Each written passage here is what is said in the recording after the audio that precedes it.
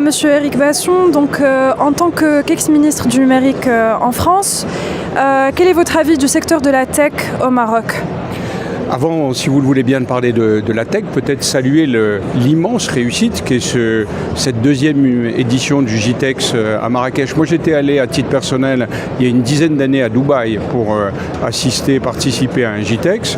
Et honnêtement, je ne pensais pas que quelques années après, une dizaine d'années après, il pourrait y avoir cet immense succès marocain et africain ici à Marrakech. Par ailleurs, vous le savez, le Maroc est en pointe dans quantité de secteurs.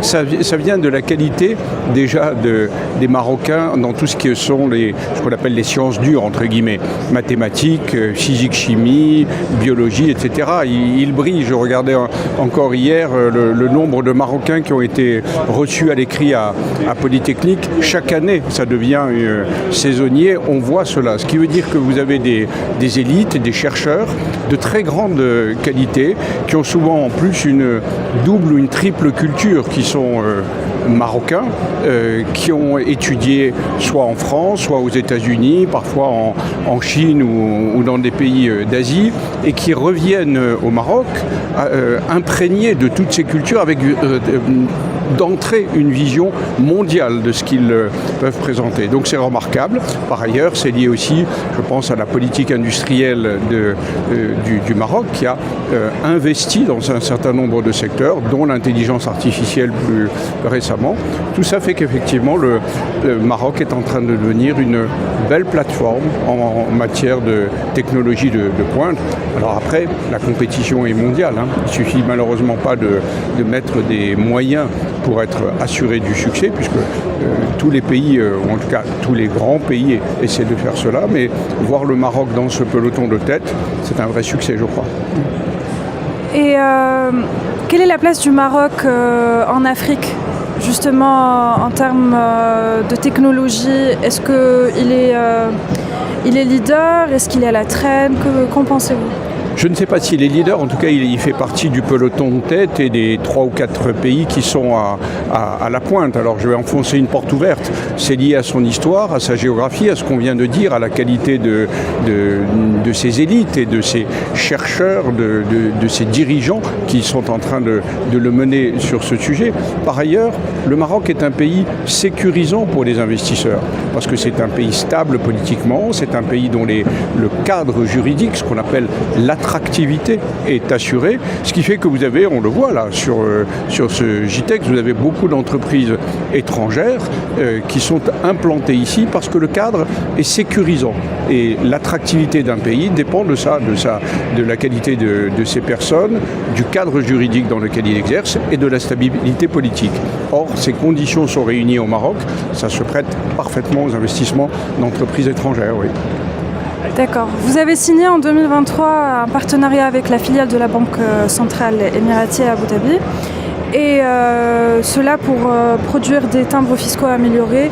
Est-ce que vous avez des projets similaires au Maroc ? Alors, nous sommes implantés au Maroc depuis longtemps, vous le savez, et c'est un partenariat qui est en plein développement.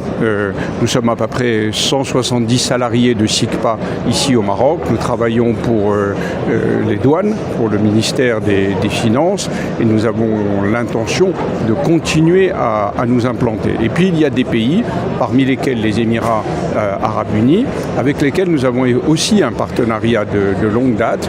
Et là, comme vous l'avez vu sur le panneau qui est derrière moi, effectivement, Oumolat, qui est donc l'imprimeur de sécurité des Émirats, si je peux permettre une image, c'est le Darasika des Émirats, a signé avec SICPA un partenariat que nous pensons être un partenariat stratégique. Nous allons aller vers un certain nombre de produits et de pays ensemble.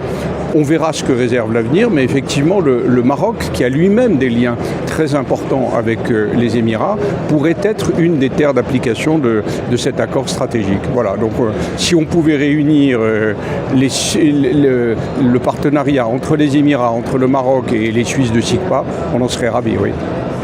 D'accord. Et du coup, vous avez créé une nouvelle entité avec la filiale de la Banque centrale émiratie. Exactement. Avec les Émiratis, donc Oumolat, qui est une filiale à 100% de la Banque des Émirats Arabes Unis, et SICPA ont créé une joint venture, une co-entreprise qui s'appelle OES, ONS Security Solutions, avec laquelle nous espérons travailler dans un certain nombre de pays. Peut-être, on verra, peut-être le Maroc, puisque encore une fois, le lien entre les Émirats Arabes Unis et le Maroc est très fort. D'accord. Alors, dernière question, vous avez collaboré avec l'UM6P et Massir en septembre 2023 pour créer une solution de marquage industriel. Où en est ce projet ? Alors d'abord dire à quel point l'UM6P s'est affirmé justement sur le plan de la technologie, sur le plan de la formation d'ingénieurs comme l'une des universités les plus reconnues en Afrique. Et nous nous réjouissons de ce partenariat que nous avons avec Massir, mais comme vous le savez, Massir est partie prenante, est intégrée maintenant au sein de l'UM6P, et donc c'est un partenariat de grande qualité. Ça se passe très bien quand on écoute les deux équipes, celle du côté UM6P comme celle du côté SICPA. Tous les collaborateurs se réjouissent de ce partenariat. Alors maintenant, on va passer une étape bientôt, dont il est trop tôt pour être honnête pour parler aujourd'hui. Ce sera vraisemblablement en septembre. Vous savez qu'on avait déjà ce partenariat avec Massir, l'UM6P, et on va l'élargir à un industriel marocain pour qu'il y ait à la fois donc une structure de recherche, l'UM6P, une grande entreprise comme SICPA, mais aussi un grand industriel marocain, les trois côtés du triangle, si je puis dire, qui se rejoignent pour un nouveau partenariat. Voilà, donc ça nous donnera le plaisir, j'espère, de nous revoir en septembre pour en parler plus concrètement. D'accord, merci beaucoup. Merci à vous. Merci.